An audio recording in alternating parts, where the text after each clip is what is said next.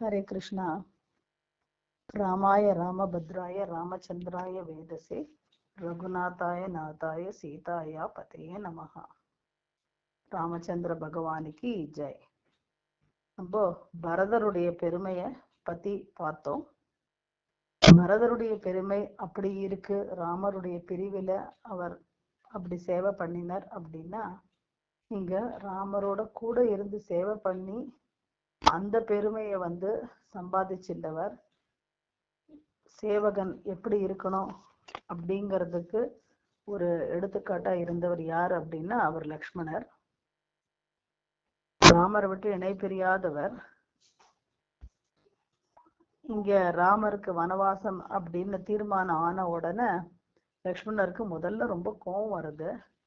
அதுக்கப்புறம் அவர் தீர்மானம் பண்ணிடுறார், ராமரை வனவாசத்துக்கு போன்னு சொன்னாலே தவிர லக்ஷ்மணர் நாட்டுக்குள்ளதான் இருக்கணும், அந்த மாதிரி எனக்கெல்லாம் கண்டிஷன் இல்லை இல்லையா, அதனால நானும் ராமரோட போனோம் அப்படின்னு அவர் முடிவு பண்ணிடுறார்.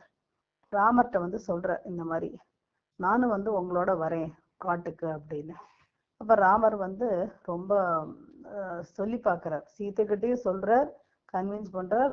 லக்ஷ்மணர்கிட்டையும் சொல்றார். லக்ஷ்மணர்கிட்ட சொல்றார், நீ இருக்கணும், பரதனுக்கு உறுதுணையா இருந்து நீ நாட்டை பாத்துக்கணும், அப்பா இந்த நிலைமையில விட்டுட்டு போக கூடாது அப்படின்னு பலவாரா சொல்றார். உனக்கு கல்யாணம் ஆயிருக்கு, ஊர்மிளை இருக்கா, அப்புறம் உங்க அம்மாக்கு இது தெரிஞ்சா ரொம்ப வருத்தப்படுவா, இப்படி பல விஷயம் எல்லாம் அவர் சொல்லி பாக்குறாரு. ஆனா லக்ஷ்மணர் உறுதியா இருக்கார். முடியவே முடியாது, நான் வரத்தான் வருவேன் உங்களோட, நீங்க எங்க இருக்கீங்களோ அங்கதான் என்னை, அங்க அந்த உங்களுடைய நிழல்ல தான் என்னுடைய மூச்சே அப்படின்னு விடுறார். அப்ப ராமர் கடைசியா ஒரு அஸ்திரத்தை போடுறார். என்ன அப்படின்னா, சரி நீ போய் அம்மா சுமித்திரை கிட்ட நீ பர்மிஷன் வாங்கிட்டு வா அப்படின்னு. அப்போ அவர் சரின்னு சொல்லிட்டு அவர் ராமர் சொல்றேன்னு சுமித்திரை கிட்ட போறார். அவருக்கு ஒரே மனசுல ஒரு ஒரு பயம், ஏதாவது எங்கேயாவது சுமித்ரா அம்மா பர்மிஷன் கொடுக்கலன்னா நம்ம போக முடியாம ஆயிடுமோன்னு. ஆனா அங்க போன உடனே அவர் அம்மாட்ட போறார். அப்ப அவன் அம்மா என்ன சொல்றா அப்படின்னா, சொல்ற இந்த மாதிரி ராமர் காட்டுக்கு போறார் வனவாசத்துக்கு, கூட நானும் போறேன் அப்படின்னு, அதனால உங்ககிட்ட பர்மிஷன் வாங்கிக்கலான்னு வந்தேன்னு.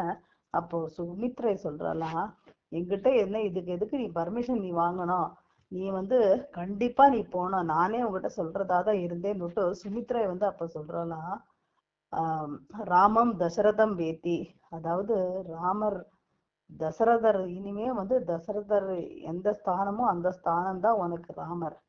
மாம்பேத்தி ஜனகாதயா, அதனால என்னுடைய ஸ்தானத்துல இனி இருக்க போறது யாரு அப்படின்னா சீதை ஜனகாதயா.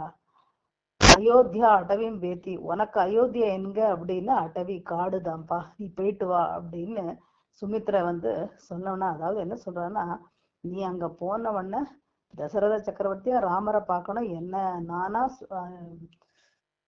சீதையை பார்க்கணும் அப்படின்னா அங்க காட்டுல உட்காந்துட்டு நீ கவலைப்பட்டு இருக்கக்கூடாது, நான் அம்மா எப்படி இருக்காளோ அயோத்தியா என்ன இருக்கோ, நீ அந்த சிந்தனையெல்லாம் இல்லாம நீ ராம சேவையில நீ உன்னை ஈடுபடுத்தணும் அப்படின்னு போயிட்டு வாப்பான்னு ஆசீர்வாதம் பண்ணி அனுப்புறாளாம் சுமித்ரை. அது அப்படின்னா அங்க ராம சேவை பண்றதுக்காக ஒருத்தருக்கு ஒருத்தர் அயோத்தியால எப்படி போட்டி போடுறா பாருங்க. சுமித்ரா நினைக்கலாம், காட்டுக்கு போக சொன்னது கௌசல்யோட பிள்ளை ராமரை, சொன்னது கைகேயி, அவ பிள்ளைக்கு ராஜ்யம் கிடைக்க போறது, என் பிள்ளை எதுக்கு கஷ்டப்படணும் அப்படின்னு எல்லாம் நினைக்காம சீதை சுமித்ரை நீ போயிட்டு வாப்பா அப்படின்னு அவ சொல்றா. இங்க லக்ஷ்மணர் ரொம்ப சந்தோஷமா ஓடி வர்றார், ராமரோட புறப்படுறார். அப்ப இவர் என்ன சொல்றாரு அப்படின்னா, எப்படி இவருடைய சேவை இருந்ததுன்னா, இந்த 14 வருஷம் வனவாசமும் லக்ஷ்மணர் தூங்கவே இல்லை. ஏன்னா பகல் முழுக்க ராமருடைய சேவை, அதாவது என்னெல்லாம் வேணுமோ அதை வாங்கிட்டு வருது. அவ இப்படி போயிட்டே இருப்பா இல்லையா காட்டுல. இந்த என்டையர் ராவணன் எபிசோட் நடந்தது கடைசி ஒரு வருஷத்துல தான். 13 வருஷம் அவ இந்த வனத்துல தான் சுத்தின்னு இருந்தா, பஞ்சவடி, சித்திரகூடம், தண்டகாரண்யம், இந்த இடங்கள்ல எல்லாம். அப்போ ஒரு இடம் போகும்போதெல்லாம் அந்த இடத்துல அவளுக்கு குடில் அமைச்சு தர்றது, அங்க அவளுக்கு வேண்டிய ஐட்டம் எல்லாம் சாப்பிடுறதுக்கெல்லாம் வாங்கிட்டு வர்றது, அதாவது பழங்கள் இதெல்லாம் கொண்டு தர்றது. அதே மாதிரி குளிர்காலம்னா அப்போ அந்த நெருப்பெல்லாம் மூட்டுறதுக்கு அந்த விறகெல்லாம் எடுத்துன்னு வருது. இந்த மாதிரியான சேவைகள் எல்லாம் அவர் பகல்ல செஞ்சுட்டு இருந்தார். ராத்திரி அவ ராமரும் சீதையும் வந்து ரெஸ்ட் எடுக்கும் போது இவர் வந்து காவல் காப்பர் சுத்தி நின்னுட்ட இப்படி பண்ணிட்டு இருந்த கண்ணையே மூடலையா. அது மட்டும் இல்லாம என்ன சாப்பிட்டார் அப்படின்னா வெறும் ஒருவேளை வெறும் பார்லி அதுதான் அவர் சாப்பிட்டு இருந்திருக்கார். பழங்களும் சாப்பிடல, ஒண்ணும் சாப்பிடல, எதுவும் சாப்பிடல. ராமருக்கும் சீதைக்கும் தான் அவர் கொடுத்துட்டு இருந்தார். அப்படிப்பட்ட தன்னுடைய சேவை, ராம சேவையே மூச்சு அப்படின்னு இருந்தவர், சீதைக்கு அப்படி சேவை பண்ணினவர். சீதைய வந்து நிமிர்ந்து மூஞ்சிய கூட பார்க்கலையா சீதா தேவியா. அப்படி சேவை பண்ணிட்டு இருந்தவரை சீதை வந்து ஒரு சுடு சொல்றா. அதாவது அங்க ராமர் மாரீச்சன் மாயமான தேடி அவர் போகும்போது அங்கேருந்து அவன் சாகர டயத்துல ஹா லக்ஷ்மணா ஹா சீதைன்னு அவன் கத்துறத வந்து கேட்ட உடனே சீதையை வந்து சொல்றா, அடாடா நான் ராமருக்கு ஏதோ வந்து கஷ்டத்துல இருக்கிறேன், நீ போப்பா அப்படிங்கிறது. அப்ப இவர் வந்து சொல்ற இந்த மாதிரி மக்களுக்கு கஷ்டம் அப்படின்னா பகவான் கிட்ட போவா. பகவான் கஷ்டம்னா மக்களுடைய பேரை வந்து ஜீவராசிகளோட பேரை வந்து கூப்பிட்டு என்னை காப்பாத்துன்னு சொல்லவே மாட்டார். அதனால எனக்கு எங்க அண்ணாவை தெரியும், அண்ணாக்கு ஒண்ணுமே ஆயிருக்காது, நீங்க கவலைப்படாதீங்க. தவிர அண்ணாவுடைய கட்டளை என்ன எனக்கு அப்படின்னா இங்கே இருந்து உங்களை பார்த்துக்க சொல்லியிருக்காரு என்ன.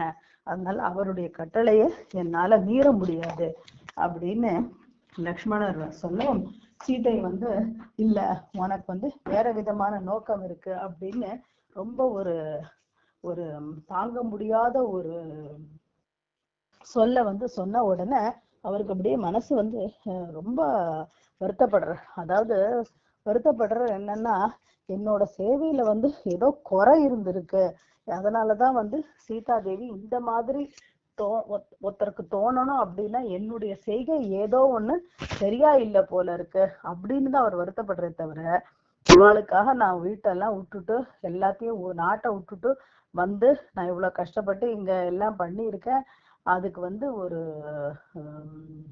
நன்றி கிராட்டிடியூட் இல்லைனாலும் பரவாயில்ல, இந்த மாதிரி என்னை வந்து சந்தேகப்படலாமோ அப்படின்னு நீங்களாச்சும் உங்க சேவையாச்சுன்னு போயிட்டு வாங்கன்ட்டு விட்டுட்டு இன்னொருத்தரா இருந்தா போயிடுவா, இதெல்லாம் என்னால பண்ண முடியாதுன்னு. ஆனா அவர் அப்படி சொல்லாம தெரின்னுட்டு சிறமேற்கொண்டு போறாங்க.